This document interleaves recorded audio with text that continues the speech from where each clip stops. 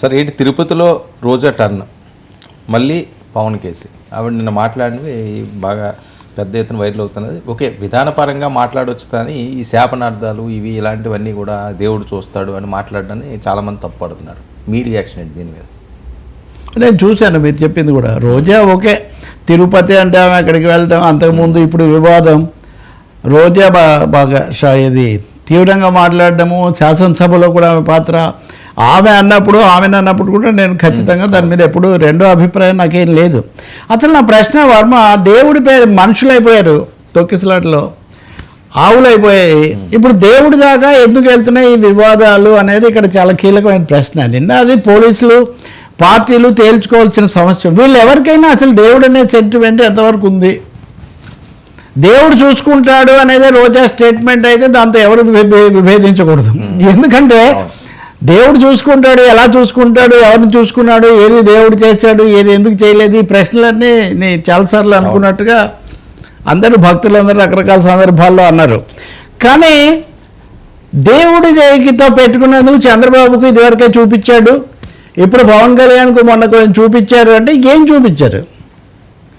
దేవుడు ఇది ఏం చేశారు అంటే రోజా గారి దగ్గర అకౌంట్స్ ఖాతాలు జమా ఖర్చులు ఏమైనా ఉన్నాయా అంటే దేవుడికి రెడ్ బుక్ ఉంటుందా నా ప్రశ్న. అసలు దేవుడికి రెడ్ బుక్ ఉంటుందని వీళ్ళందరూ భావిస్తున్నారా?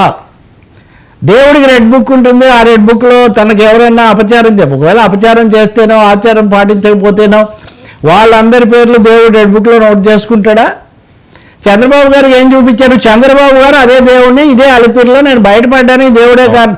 నేను ఎందుకు చెప్తున్నానంటే ఈ ప్రశ్న నేను రోజాను మించి, కరుణాకర్ రెడ్డిని మించి, నాయుడు గారి రాజకీయ నేపథ్యం మించి నేను భక్తులు, మనుషులు, సమాజం, సంస్కృతి అనే కోణంలో నేను మాట్లాడుతున్నాను.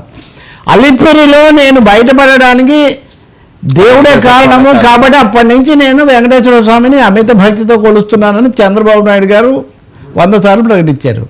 ఇప్పుడు అలిపిరి ఘటననే మీరు రెడ్ బుక్ ఘటనగా, మీరు అది గాడ్ బుక్కా రెడ్ బుక్కా? రాజశేఖర రెడ్డి గారు విషాదకరంగా హెలికాప్టర్ ప్రమాదంలో మరణించారు. జగన్మోహన్ రెడ్డి గారు ఒకసారి గెలిచారు, ఒకసారి ఓడిపోయారు, ఒకసారి జైలుకి వెళ్ళారు. అసలు మనుషులు, చట్టాలు, రాజకీయాలు, తప్పులు, ఒప్పులు, ఆరోపణలు, అక్రమాలు వీటన్నిటినీ దేవుడికి రెడ్ బుక్లో రాయడం ఏంటండి? నాకు అర్థం కాదు. ఏం జరిగింది పవన్ కళ్యాణ్కు? కొంచెం explain, will you please explain అంటారే. ఏ ఉద్దేశంతో మీరు అంటున్నారు? ఉదాహరణకు జనసేన వాళ్ళు లేదా పవన్ కళ్యాణ్ అభిమానులు మొన్న వాళ్ళ అబ్బాయికి మార్క్ శంకర్కి మనం ఆ రోజు నుంచి వీఆర్ ఫస్ట్ రియాక్షన్ షార్ట్, వాళ్ళ అబ్బాయికి జరిగిన ప్రమాదాన్ని దృష్టిలో పెట్టుకొని ఆమె ఇలా మాట్లాడారని వాళ్ళందరూ చాలా ఆగ్రహము, ఆవేదన, ఆక్షేపణ ఇవన్నీ చేస్తున్నారు. 100% సరైందే. ఎందుకంటే పిల్లాడు బయటపడ్డాడని అందరూ సంతోషిస్తుంటే రుచి చూపించారంటే అదేనా మీ ఉద్దేశంలో ఉంది? అది కాకుండా వేరే ఏదైనా ఉందా? అసలు దేవుడి నిర్ణయాలు ఈ మానవులందరికీ ఎలా తెలుస్తున్నాయి? జగన్మోహన్ రెడ్డి గారు ఓడిపోవడం అనేది ఏ కారణం వల్ల జరిగింది? 11 సీట్లకు పరిమితం కావటం ఉదాహరణకు చెప్పాలంటే. అందుకనే మన రాజకీయ ప్రయోజనాల కోసం పదే దేవుణ్ణి, మతాన్ని లాగటం చాలా చాలా తప్పు. మీరు గోవులు అక్కడ నష్టపోయాయి అంటే అది నేను చాలా క్లియర్గా మాట్లాడాను. కొంతమంది వన్ సైడ్ తీసుకోవడానికి అవకాశం లేదు అని కూడా నేను చెప్పాను. ఆవులు ఎందుకంటే నేను వస్తూ ఒక చూపించడం ఇష్టం లేదు, కానీ ఒక సైట్లో చూస్తున్నాను గోశాల రచ్చ, ఇంకా పూర్తిగా గోశాల రచ్చ ఏంటంటే ఆ భాష ఒప్పుకుంటారా మతంలో ఉన్నవాళ్ళు? అంటే అసలు తెలియకుండానే కనీసము దీని పరిధికి బయట ఉన్న వాళ్ళన్నా జాగ్రత్తగా మాట్లాడుతున్నారేమో, కానీ దేవుడి పేరుతో, మతం పేరుతో ఎవరికి తోచినట్టు వాళ్ళు మాట్లాడేసి, నేను అడుగుతున్నాను రోజా గారి వ్యాఖ్యలు పోనీ చేశారనుకుంటే చంద్రబాబు నాయుడు గారికి ఏం జరిగింది, పవన్ కళ్యాణ్ గారికి ఏం జరిగింది, జగన్ గారికి జరిగిన వాటికి కారణాలు ఏమిటి, దేవుడి యొక్క నిర్ణయాలు, దేవుడి యొక్క ఇవన్నీ కూడా తెలుస్తున్నాయా? తెలుస్తుంటే మనం తెలుగుదేశంలో మిగతా వాళ్ళ అధికారంలోకి వచ్చినప్పుడు మనం ఓడిపోయాము, మళ్ళీ రకరకాలు జరిగాయి కదా, వీటన్నిటికీ ఏమి హేతు లేదు. కాబట్టి రాజకీయాల్లాగా మాట్లాడడం, పాలనా వ్యవహారాల్లాగా మాట్లాడడం చాలా మంచిది తప్ప వాటిని సెంటిమెంట్లు తీసుకొని రెచ్చగొట్టే భాష, ఉద్వేగాలు పెంచే భాష, మనుషులను మనం ఎవరైనా సరే, నేను అవతరాళ్ళకేమీ నేను రోజానే పొరపాటు ఇంకొకరు కాదని నేను చెప్పట్లేదు. పదే పదే మీరు వీళ్ళు ఎవరు దైవదూతలు కాదు. దైవదూత అనేది క్రిస్టియన్ పదం ఒకటే కాదు. దైవదూత దైవం మానవ రూపంలో అవతరించు ప్రతి కాలంలోనే ఒక పాట ఉంటుంది. ఇది ఆకాశవాణిలో కూడా మనకు వినిపిస్తుంది. మానుష రూపం దైవం మానుష రూపేనా అనే ఇది కూడా ఉంది. కాబట్టి మనుషుల్లో దేవుళ్ళని చూడండి, మానవ సేవే మాధవ సేవ అని నమ్మండి అని చెప్పారు తప్ప, ఎందుకు ఇప్పుడు ఒకవేళ ఎవరికైనా ఒక ఇంట్లో ఏదైనా జరిగితే, ఒక ప్రమాదం జరిగితే, ఒక హత్య జరిగితే, ఒక తప్పు జరిగితే దానికి మనుషులుగా మనం స్పందిద్దాం, కానీ అదే దేవుడు శిక్ష చేశాడు ఇవన్నీ ఎందుకు చెప్తున్నానంటే అండి, దేవుడి స్క్రిప్ట్ అని జగన్మోహన్ రెడ్డి గారు కూడా చాలాసార్లు మాట్లాడేవాళ్ళు. మరి దేవుడి స్క్రిప్టు ఆయన గెలిచినప్పుడు దేవుడి స్క్రిప్ట్ ఖచ్చితంగా మీరు 23 మందిని తీసుకున్నారు, ఇప్పుడు 23 మంది మీకు వచ్చారు, ఇలా చాలా లెక్కలు చెప్పారు. ఇప్పుడు టీడీపీ వాళ్ళు కూడా చాలా లెక్కలు చెప్తున్నారు. 1+1 ఇదంతా కలిస్తే మీరు చేసిన దానికి.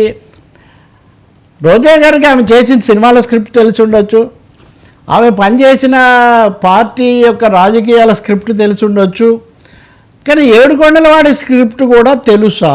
ఎవరికైనా తెలుసా? ఎందుకు మీరు రాజ్యాంగ స్క్రిప్ట్ గురించి మాట్లాడకుండా అందరూ దేవుడి స్క్రిప్ట్ గురించి, రెడ్ బుక్, దేవుడికి red book, blue book, pink book, rule book ఇవన్నీ ఏమి ఉండవండి. మనుషులే ప్రపంచమే. కాబట్టి దేవుడు ఎలా నాకు తెలుసు, నేను ఆ విషయంలో తెలుసు అని నేను చెప్పట్లేదు, నేను దాంట్లో పోవట్లేదు. కానీ కుటుంబాల్లో లేకపోతే అందులో మరీ ముఖ్యంగా మహిళలు, పిల్లలు లేదా ఇట్లాంటివి జరిగినప్పుడు, ప్రమాదాలు జరిగినప్పుడు, ఇంకోటి జరిగినప్పుడు వాటిని రాజకీయాల కోసం వాడకండి. నిన్న జరిగిన దానివల్ల రోజా మాట్లాడినందువల్ల ఒక బ్రహ్మాస్త్రం ఇచ్చిన మళ్ళీ కూటమికి.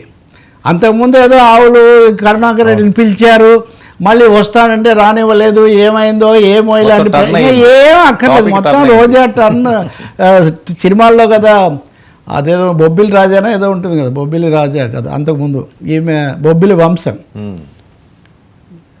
బాలకృష్ణ, రోజా, తర్వాత ఇంకెవరో ఉంటారు, మీనా. కథ టప్ అని ట్విస్ట్ అవుతుంది. అట్లా ట్విస్ట్ ఇచ్చారు ఆమె నిన్న మాటలతో.